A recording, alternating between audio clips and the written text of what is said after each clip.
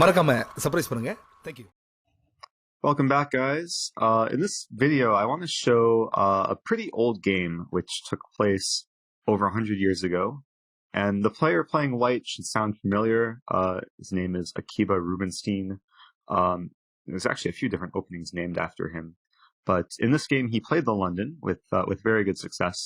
And I want to actually take you through the game and show some of the key moments leading up to the tactical massacre that eventually happened. So starting out, bishop f4, e6, e3, bishop d6. This is actually the first moment I want to discuss because it's another scenario where the bishops stare at each other, and the most natural move and what Rubinstein played is bishop g3.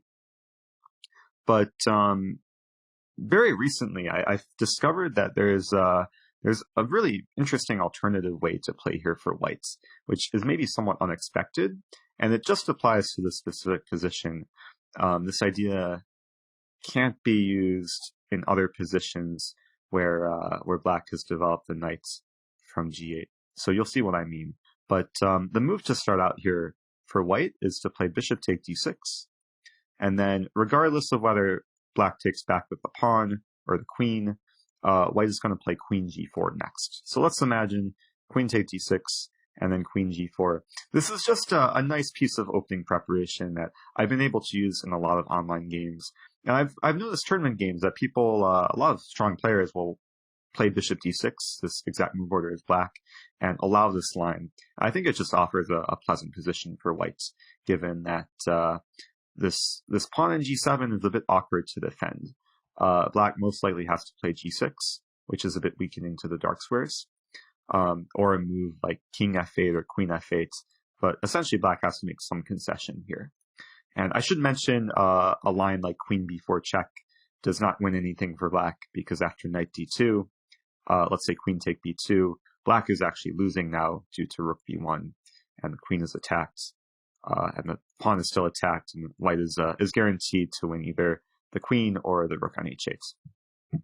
So going back, this is a more modern way of playing to take on d6 and play queen g4, but just something to keep in mind. Let's go forward with the game. Bishop g3, and what ended up happening, we see this very typical line again. Normally black castles here. In this game, black played queen e7 immediately, with the very direct idea of playing e5 and attempting to equalize and complete development, especially of this light squared bishop. So as we've seen before, white should take some kind of measure to prevent e5 from happening, and the move to do so, what Rubinstein played, is knight e5, simply blockading the pawn, and making use of the fact white is controlling e5 a few times, can always be supported more times by f4 or knight f3 or even bishop g5 or bishop to b5 if necessary. So black took on e5, took with the bishop, d take e5, knight d7, and in some cases it might be arguable that the pawn in e5 is weak, but in this case, after knight f3, black can't easily add an additional attacker, and meanwhile white is controlling more space. White also has a bishop pair, so if the position somehow opens up, then the bishops should flourish in some situations. Going forward here, queen d8 was played. Black maneuvered the queen to b6, attacking the b pawn. White defended, and then c4, which is kind of a double-edged move. It does kick the bishop away, but it gives white some additional options. Gives white this very nice square on d4, potentially for a knight. And as we'll see later, after bishop e2, black is a bit overextended, and it makes for this potential of e4 to be somewhat strong in some future positions. So we'll get to that moment. Knight c5 played, restricting e4. White played a very nice move here, knight d2, where the knight is very useful on d2, as e4 is the main plan. The knight supports e4, pressures c4, and also opens up the square for the bishop, allowing the bishop to come to f3. So going forward, bishop d7, white completes development, and now we reach kind of a key position where now it is makes all the sense for white to play e4 and open the position. This is a very general rule in chess. If you're castled and you're developed and your opponent's king is still in the center, you want to look for pawn breaks, especially central pawn breaks, to open up more lines, to create maybe some danger for the opponent's king. And e4 is the beginning of White's initiative and leads to the tactical moment very soon. So going forward here, Black returned the queen to b6. I think Black was perhaps concerned about the alignment of the bishop. For example, White has some threat in this position. If we imagine Black just castles, looks like a natural move, but it just gets completely destroyed after e take d5, e take d5, and then a nice discovery, e6, hitting the queen and hitting the bishop, and White is just winning material. So Black wanted to vacate the queen along this diagonal. Queen returned to b6. And the problem for Black in this game, Black spent so many moves moving the queen. I mean, he started queen e7, then went back, and then went to b6, and then went back, and now b6 again. So it's wasting a lot of time. And this is just an additional sign that White should try and play actively and try and play rather quickly to keep the initiative. So the next move, bishop f3, not giving Black any time to castle, as White is threatening to take on d5. Knight e7 was played, and now another improving move, rook fd1, building up pressure in the center. And now Black made a very key mistake. In this position, Black should castle, and probably Black would be doing okay. But Black played rook c8 here, perhaps trying to apply additional support along the c-file. However, now it's a bit too late for Black, as the king is still in the center, and after e take d5, this brings us to the critical moment where White has just an amazing way to continue the attack, continue the initiative, and actually get a position where White is either winning material or having massive compensation. And the strongest move is bishop take d5. With a very nice plan in mind, leaving c4 undefended. And what happened in the game is a great demonstration of why bishop d5 works. Black is pretty much forced to test White. If Black wants to castle here, then White is just happy to be up 2 pawns.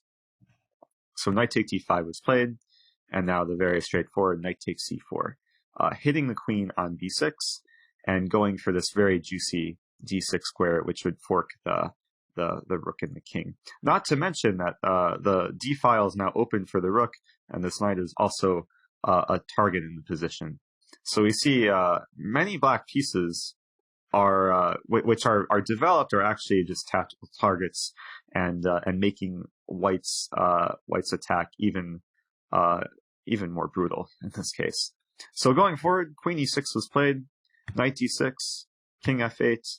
And Rubinstein cashed in on the material, simply took on c8, and after bishop takes c8, from this position, Rubinstein played actually a suboptimal move. White is clearly better here, having a rook and 2 pawns for the 2 minor pieces, but White just has so much potential in the position, given that Black's rook is completely out of play. And Rubinstein played c4, which was good enough to win the game. But there's a much stronger move here for White. There's actually probably a few strong options, but I would encourage the viewers to pause the video and try and find the best way for White to convert the advantage.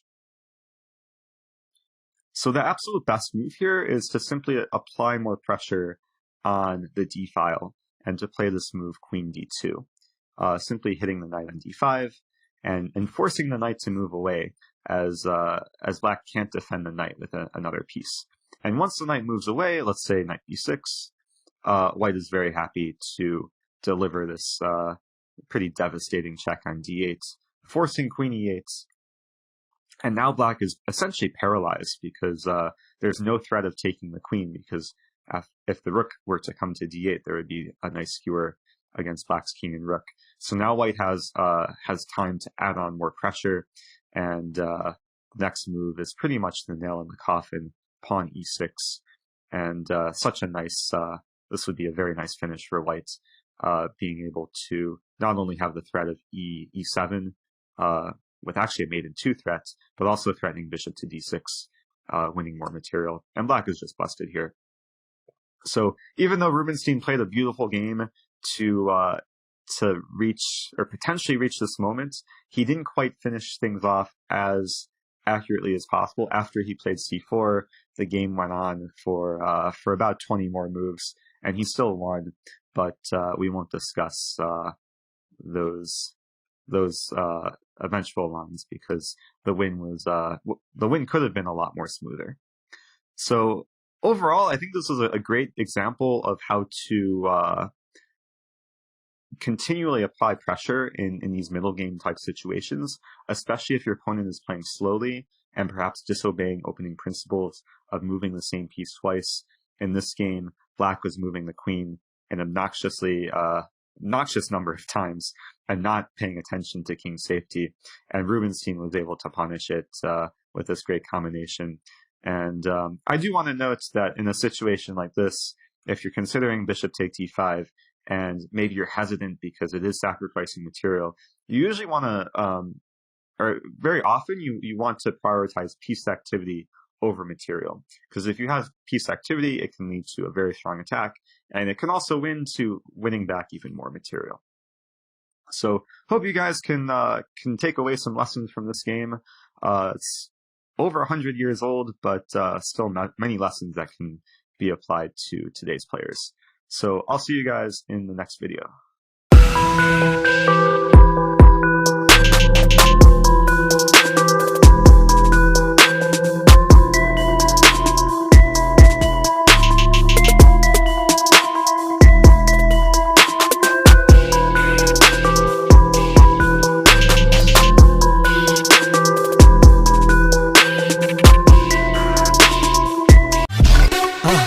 மறக்காம surprise பண்ணுங்க. Thank you.